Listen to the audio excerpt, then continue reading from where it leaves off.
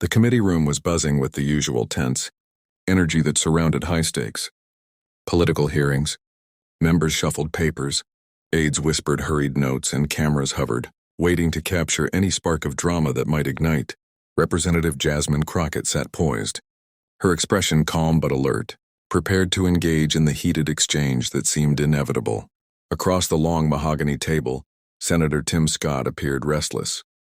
His fingers tapped the desk with a rhythm that betrayed his mounting frustration. When his turn came to speak, Scott didn't ease into it. His voice erupted, startling both colleagues and observers alike. "You have no idea what you're talking about," he shouted, his tone more like a scolding than a debate. His words bounced harshly across the chamber, and even a few senators exchanged surprised glances. The cameras zoomed in instantly, capturing every second of his flare-up. The sudden outburst shifted the room's atmosphere dramatically. Reporters leaned forward, pens racing to catch each word, knowing this clash had the potential to dominate headlines. Crockett, however, didn't flinch. She simply adjusted her papers, her posture remaining dignified, her eyes steady on Scott as though she had been expecting this moment. The staff seated behind her glanced nervously, bracing for an equally fiery rebuttal. But Crockett's silence in the face of his raised voice created a striking contrast. Scott's voice rose even higher, his hand slicing the air in sharp gestures. His face reddened with the force of his frustration, each word carrying more heat than reason. "You sit here and twist everything," he continued, his anger swelling with each sentence.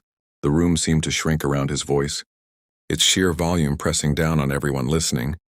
Observers began whispering among themselves, their eyes darting between the senator's fury and the congresswoman's stillness. The drama wasn't only in Scott's explosion but in how Crockett's composure magnified it. Without saying a single word yet, she appeared to control the exchange. The cameras lingered, recording every grimace, every jab of Scott's finger, every unrestrained yell. This was no longer just a political disagreement. It was a spectacle. And though the senator's voice dominated the room, the question that began to form in the minds of everyone watching was simple. How would Crockett respond? Senator Tim Scott's voice had not softened. In fact, as the seconds stretched on, his words seemed to cut sharper, his tone more heated than before. He leaned forward in his chair, shoulders squared as if sheer force could overpower reason. His hand slapped against the table once, loud enough to make a few aides flinch. "You're ignoring the facts," he bellowed, his face tightening with frustration. "You twist everything to fit your narrative, and it's dishonest." The committee room, once buzzing with side conversations, had grown heavy with silence. Even the faint tapping of keyboards from journalists had ceased. As they waited to see what would unfold next, Crockett remained still, her hands folded neatly on the table, eyes fixed on Scott without wavering. The contrast was stark, one figure consumed by anger, another embodying composure. Cameras captured both angles, Scott's contorted expression, Crockett's unbothered calm broadcasting, the clash to countless screens beyond those walls. Some senators shifted uncomfortably in their seats, clearly wishing the outburst would end. But Scott's momentum had taken on a life of its own. His voice rose again, nearly echoing across the chamber. "You think this is some game? This is serious business, and your attitude is a disgrace." Gasps rippled quietly through the room at his choice of words. A staffer scribbled notes in the corner, clearly aware that this moment would not stay confined to Capitol Hill. But Crockett still refused to take the bait. She tilted her head slightly, as though studying him rather than reacting to his volume. Her silence spoke louder than any immediate retort could have. It was as if she had built an invisible wall, allowing his fury to crash against it without leaving a mark. The senator's voice cracked slightly, evidence of the strain he was placing on himself by sustaining such intensity. He gestured wildly with one hand, emphasizing each accusation with a sharp thrust into the air. His frustration seemed to feed on itself, circling louder and harsher as Crockett's quiet stare continued to deny him the confrontation he sought. Reporters in the back row exchanged quick glances, sensing a viral moment was in the making. The longer Scott raged, the more powerful Crockett's restraint appeared. And still she had not said a single word. The tension in the room swelled, pressing down on everyone present. It was clear the next move would belong to her. By now, Senator Tim Scott's voice had reached a level that felt almost unbearable to those in the chamber. His words, though forceful, were beginning to blend into one long tirade. Each sentence carried the same fiery tone, more volume than persuasion. And yet he pressed on as though the next outburst might finally land the decisive blow. "You refuse to acknowledge the truth," he roared, pounding his fist lightly against the polished table. "This kind of behavior is unacceptable, and I won't stand for it." His voice reverberated through the room, bouncing off the high ceilings, making the space feel smaller with every syllable. Staffers seated behind him looked uneasy, as if they weren't sure whether to shrink into their chairs or intervene. Some senators avoided eye contact altogether, their faces betraying a quiet discomfort with the escalation. Jasmine Crockett, however, remained unmoved. She shifted slightly in her chair, the faintest adjustment, but her demeanor stayed composed, her expression calm.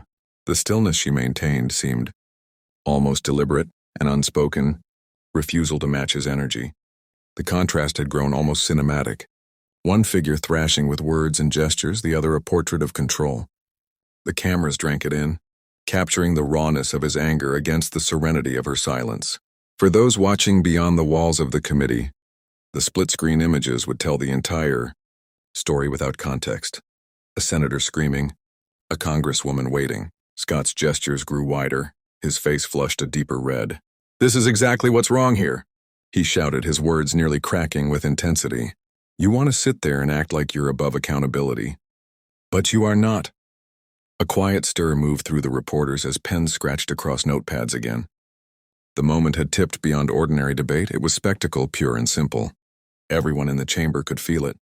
Still, Crockett offered nothing, no interjection, no interruption, not even the flicker of irritation. Instead, she held her ground with a quiet steadiness that seemed to unnerve her opponent more than any fiery comeback could have. The silence she wielded had become its own form of power. Each second she withheld her voice, the tension multiplied. Each moment she stayed calm, his anger appeared more excessive. By now, the anticipation had become almost unbearable. Everyone knew the eruption would not last forever. The question had shifted completely. When she finally did speak, what would she say? The room seemed to hold its breath. Senator Tim Scott, chest heaving from his outburst, leaned back in his chair with the air of someone convinced he had delivered a final, crushing blow. His words still echoed faintly in the chamber, but the silence that followed was louder than any of his shouts. Every pair of eyes shifted toward Representative Jasmine Crockett, waiting. She did not rush. Instead, she allowed the quiet to linger, as though she were giving the weight of his outburst time to settle. Her calm gaze remained fixed on him, unshaken by the storm of words he had unleashed.